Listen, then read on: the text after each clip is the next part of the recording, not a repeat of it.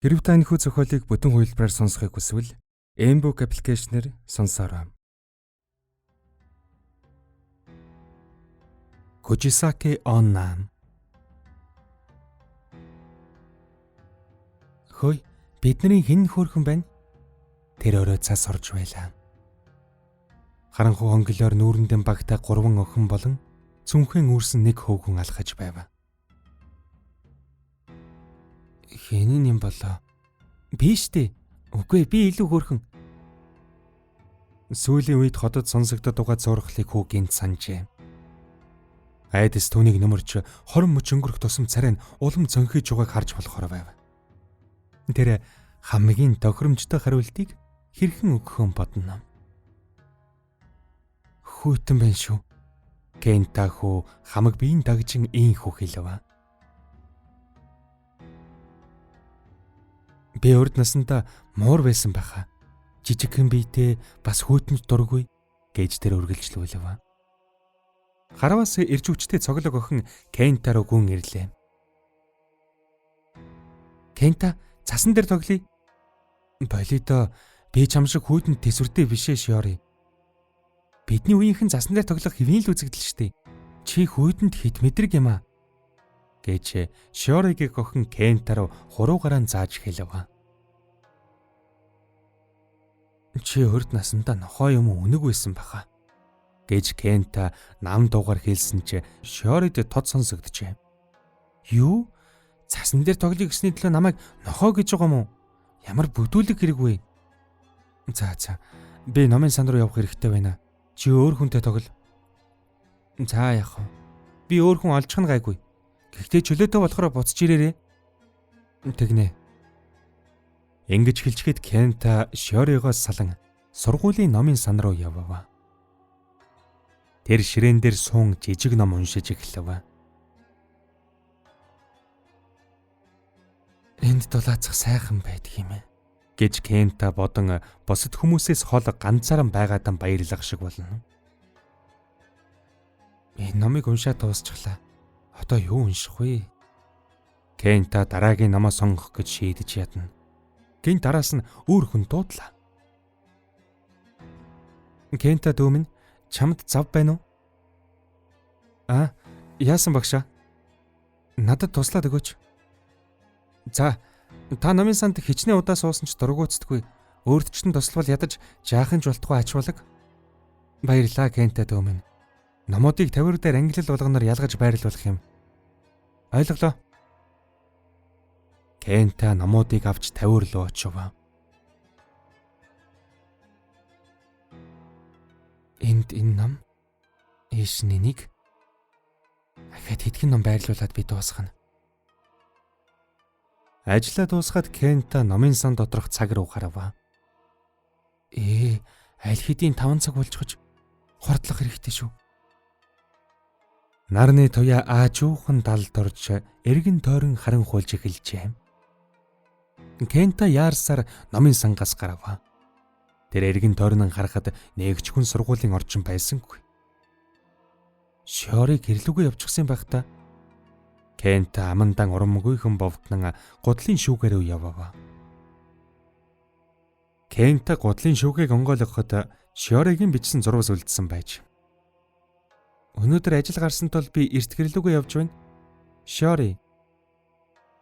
Яг л миний бодсноор болж гээд хүү цагийг цүнхэндэн хийж гутлан сольжход гэрлүүгэн алхав. Яагаад тийм харанхуй болчих вэ? Кента гэр сургууль хоёрын хооронд нэг хонглоор ихэвчлэн гардаг. Энгийн үед энүүгээр явахдаа нэг их тоодгүй ч өнөөдөр нэг л яозгүй зөн төрөөд байв. Хонгил гэрэлтүүлэхтэй боловч харанхуй юм шиг санагдана. Энд надад таалагдахгүй байна гэж Кента төгссөн өнгөөр хэлв. Ангийнхны дунд яригдсан сүнсгүүдлийн тухай яриа төсөөлөгдөж эхэллээ. Яг энэ үед хамгийн хэрэггүй шүү дээ. Цаастаа оройтод Kojisaki Onna-гийн тухай ярьж байсан. Кента энэ бодлоос гинт айж хонглын гарц руу хамаг хурдаараа гүйж эхлэв. Кента байдгэрэн хурдалж гарц улам ойрдсоор. ус хийтэл тэр хэн нэгэнтэй мөргөлдөж юм. Уучлаарай. Зүгээр дээ. Өмнө нь нүүрэндээ багтаа 3 охин зогсож байв. Хөөе жаалаа. Бидний хэн нь илүү хөөрхөн байна хэлдэ. Охины энэ үгийг Кента ихэндэн ойлгосонгүй. Хэдэн хормын дараа Кента нэг зүйлийг ухамсарлжээ. Хамаг биеэр нь жихүүц төрнө. Тэд Кучисаки оны юм бах та. Гэхдээ Кучисаки оны чинь нэг хүн байдаг гэсэнтэй. Хэн нь вэ? Би хөөрхөн. Үгүй, би илүү хөөрхөн. Кента энэ огтоос хэрхэн молдрох талаар бодох гэсэн чи тархин ажилсангүй. Огтын төвчээр барагдаж эхэлжээ. Хурдан хэлж яалаа. Хэн нь хөөрхөн байна? Та нар бүгдээрээ хөөрхөн байна. Кента юу ч бодлого ингэж хэлчихв. Одоо ч гэсэн үү? Тэд нүүрний багаан авахд нэг чихнээс нөгөө чих хүртэл нь нүүрэн зүсэгдсэн байв. Хэн нь хөөрхөн байна? Шудраг байна шүү жаалаа. Тэдний царайг хараад Кента бараг уйлмар болсон ч биеэн барьж чадчихэ. Тэдний аимшигын царайг тэр харав. Хамгийн намхан охины царай арай бага зэрэмдэглүүлсэн харагджээ. Тэр охин хамгийн хөөрхөн байна гэж Кента түүнийг зан хэлв. Нөгөө хоёр охин тааламжгүй хариулт сонсоод толгоогон гудаа айлгав. Харин магтуулсан охин баярлсан тан бүжиглэж эхлэв. Кента явах гэтэл нөгөө хоёр охин мөрнөөс нь татав. Би хамгийн хөөрхөн нь намайг гэж хэлээч. Нэг охин зүнхнээс нь жижиг сүх гаргаж ирэн Кент рүү далаан цохив. Кента байдгаар нь барихирлаа. Цагаан цас цусан улаан өнгөтэй болжээ.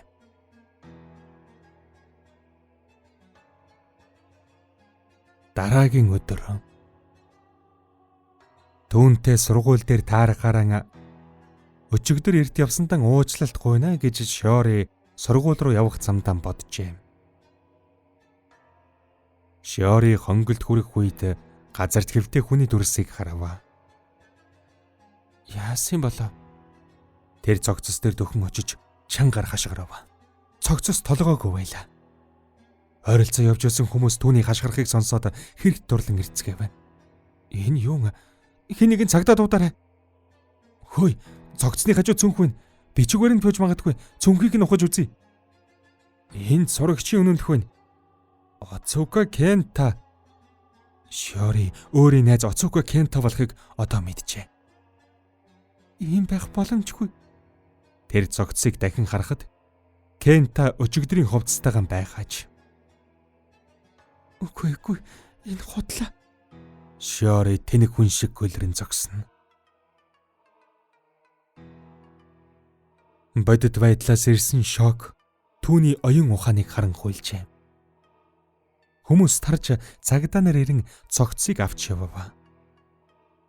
Гэсэн ч Шиори аимшигт хэргийн газар зогссоор үлджээ. Тэр цүнх олдсон газрыг дахин харахад нэг хуудас цаас тэнд үлдсэн байв. Тэр хуудсыг дэлгэн уншлаа. Өнөөдөр ажилдаа болсон тул би гэрлүүгээ эрт явлаа шүү, Шиори гэсэн байв. Үүнийг унших мөчөд түүний зүрх хүчтэй өвдөж, нүднээс нь нулимс асгаар ав. Харин үүнийг нь гэрчлэх хүн тэнд нэгч байсангүй. Нэмэлт Кучисаки Оногийн талаарх домог 17-оос 19-р зуунаас ихтэй.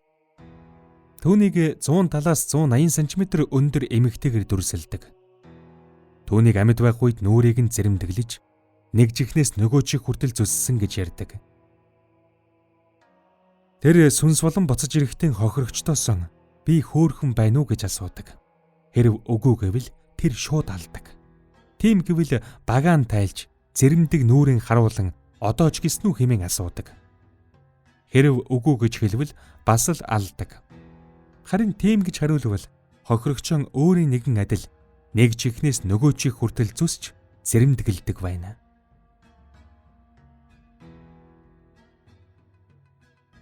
Миний эгчийн сүнс. Намайг дунд сургуульд байхад энэ явдал тохиолдсон юм. Сургуулийн тойрон аяллаа үеэр залуухан эмэгтэй багш бидний хөтөж хийн танилцуулга хийв. Би ер нь сүнс гүйдэл сонирхогч тул энэ удаач тэр талаар түүнтэй ярилцав. Багш, та ер нь сүнс гүйдэлтэй таарч байсан уу?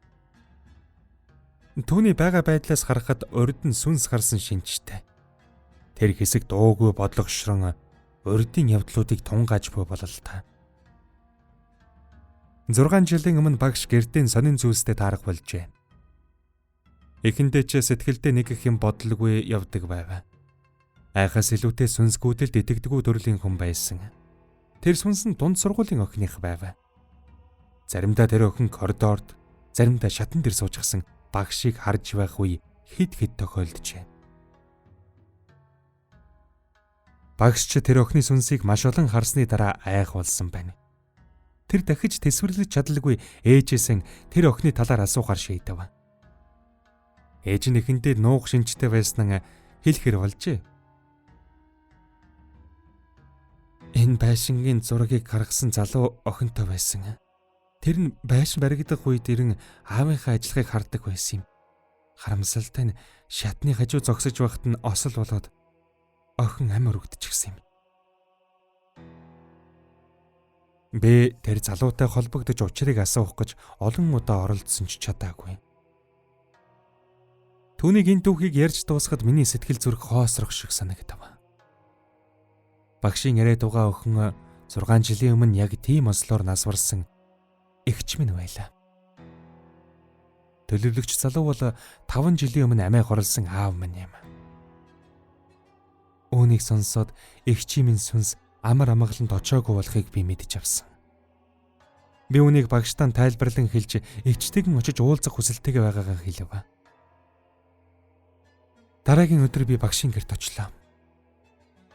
Багш сүнс их харагддаг их газруудад аваачв.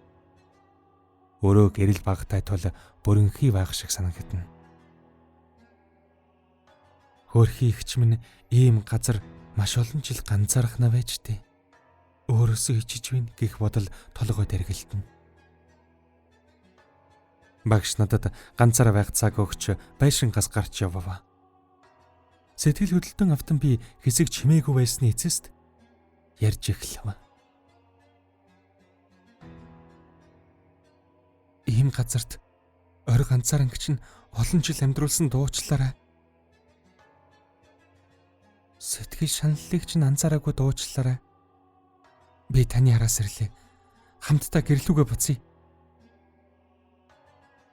Ийхүү ярьж байхад нулимс орсож байв. Эгч миний талаар юу гэж бодсон бол би дотны эгчийн ганцаардалд олон жил автуулжээ.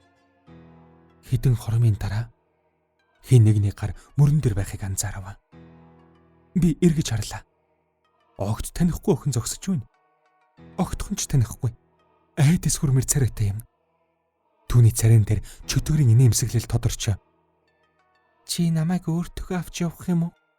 Гэв. Төмөр зам. Миний найз эмэгтэйг 20 гаруй настай байхад энэ явдал тохиолдсон юм. Нэг компанид ажилд ороод удаагүй байж. Ажил гэр нь хоорондоо зайтай тул өдөр бүр галт тэргээр ирж очдог байв.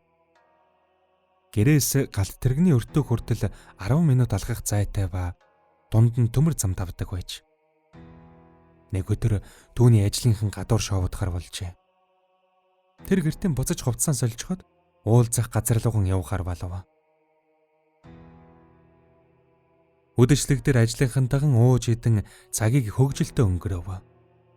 Дараа нь дотны найзуудтайгаан цуг караоке орохор болж ингэж явахдаа цаг хэд болж байгаагч мартан сүүлчийн галт тэрэг хөдлөх болж гсэн үеэр яв. Галт тэрэгээс хоцрохгүй тулд бушуухан өртөөр үе явав. Азар галт тэрэгэндээ амжиж суув. Гадаах тасгаран хуй аль хэдийн шүн дунд өнгөрснэг илтгэнэ. Тэр гэрийнхээ хажуугийн өртөөн дээр ирэв. Тэр өртөөний хүлээлгийн тавцан дээр явж байхдаа л онцгой мэдрэмж мэдэрч эхлэв. Давцангийн төгсгөлд тэр цагаан дүрс гарчээ. Эмэгтэй их согтсон байсан тул хий юм харж хэмээн онц тоолгүй өнгөрөв. Гэрлүгэн очих замдан араас нь хэн нэгэн дагаж явах шиг санагдав. Өмнө нь харсан цагаан дүрс баг шиг байжээ. Дараа нь төмөр замд тулж ирэв. Галт тэрийг ирж байгаа дохио дуугарна. Араас дагаж буй цагаан зүйлдээ үлдэхгүй тулд гарцны хаалт хаагдахаас өмнө амжиж нөгөө талд нь гарчээ.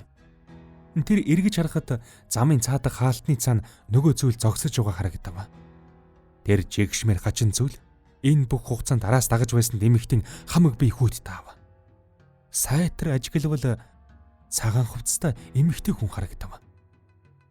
Царай нь урд хар үсээр далдлагджээ. Зогсож байгаа байдал нэг тийм энгийн хүн шиг харагдсангүй. Доод бие нь тунгалаг мэт нэвт харагдаж байна. Галт тэрэг ирж явах үед өнөөх цагаан хувцастай хий биед галт тэрэгний урдуур унах шиг болжээ. Галт тэрэг явж явах үед цээжин бие наа талд унаж үлдсэн бие зам дээр байхаар харагдана. Найз минь үүнийг хараад ухаан алдлан айж гэрлүгэн гүйсэн гэдэг.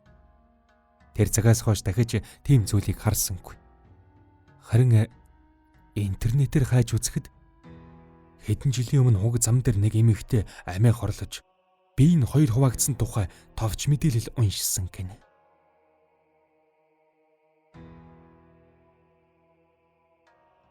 Кобизука Масакото самурай. Масакато бол Хэяны эрэнд амьдарч байсан Шимасо мужийн захирагч Тайрагийн бүлэгт харьяалагддаг байсан самурай юм. 930 оны үед тэр босод дайны ноёд болон өөрийн бүлэгтээ эрх мэдлийн төлөө тэмцэлдэж эхэлсэн. Домогт өгүүлснээр тэр маш их хүчирхэгжиж, маш олон цуст тулааныг өрнүүлсэн тул Киото дахь эзэн хааны уурыг хүргэж Масакатог шүүхийн өмнө гэм бурууг нь хүлээлгэхээр дуудсан байна. Түүнийг урвсан хэрэгээр шүүх байсан ч Масакато тэнд очсонгүй. Тэр зэрэг айрмаа зүүн тийш татаж өөрийгөө шинэ эзэн хаанаар өргөмжлөв. Эзэн хаан Масакатогийн эсрэг их зэрэгэн хөдөлгөв. Масакатогийн цэрэг тооны илт давуугаар өөрийн төрлөх нутаг болох Шимасод ялагдав. Түүний толгойг Киотод авчирч эзэн хаан болон шүүхээс зугтсан хүмүүст сургамж олгох үүднээс олон нийтийн өмнө ил тавьсан. Гэтэл сонин юм болов.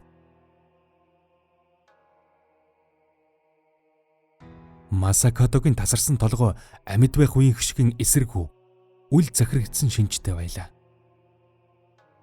Тэр эзэн хааны шүүхийн өмнө эсэргүүцсэн хандлага илэрхийлж хажуугаар нь хүн явхад ууртай царай гаргадаг байлаа. Толгойг хард сонирхохоор ирсэн Киото хотынхан Масакатогийн толгойн улам бүр хүчтэй агхирах шүдэн хавирхыг сонсох болсноор умхамгүй зугтдаг болов. Хэдэн өдрийн дараа толгой гинэт алга болж өөрийн төрлөх нутаг Канто дахь Эдо Бэйн хажуугийн жижиг толгой дээр гарч ирсэн байна. Нутгийнхан түүнийг зүүн хязгаарын тусгаар тогтнолын бэлэг тэмдэг бахархал болгон дахиж жижиг булшинд оршуулсан байна. Ийм жижиг овоолсон шороо шиг булшиг Кобизука гэдэг.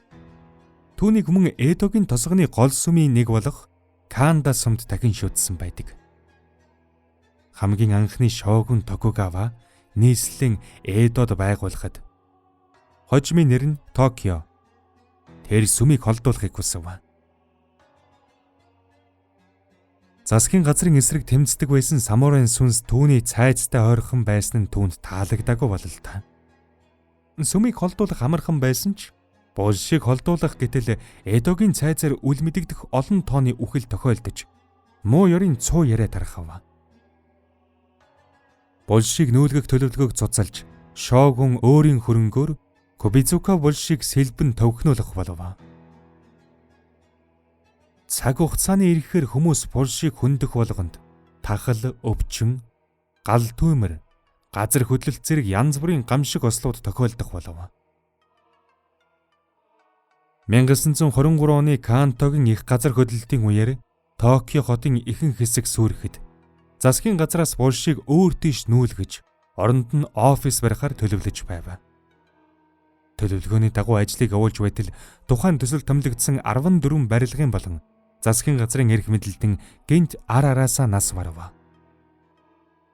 Төсөлж тэр дорон зогсож сангийн яамнаас Масакотогийн булшиг шинчлэн сайжруулж дурсгалын самбар босгон аргадсан байна.